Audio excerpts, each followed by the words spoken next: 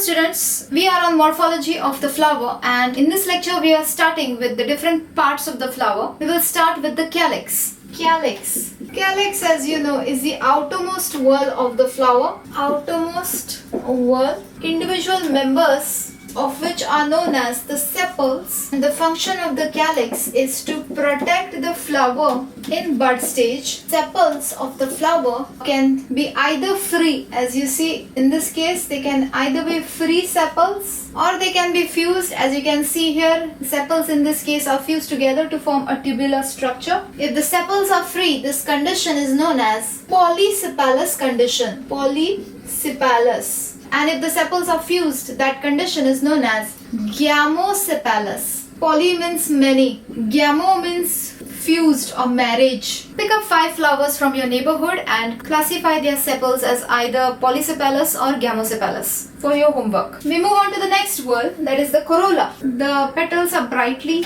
colored to attract pollinators. Individual members of this whorl are called as the petals. Just like how the sepals are free or fused, we can consider that for petals as well. In this case, you see that the petals are free here, and then in some cases like the tulip and all, you see that the petals are fused together. So just like how sepals can be either free or fused, even the petals can be free or fused. If the petals are free, that condition will be called as, what will it be called as? Polypetalous condition. And if the petals are fused, that will be called as Gamopetalous condition. Petals free, and here the petals are fused. The whorl can be in different shapes. They can be tubular, bell-shaped, wheel-shaped, or funnel-shaped.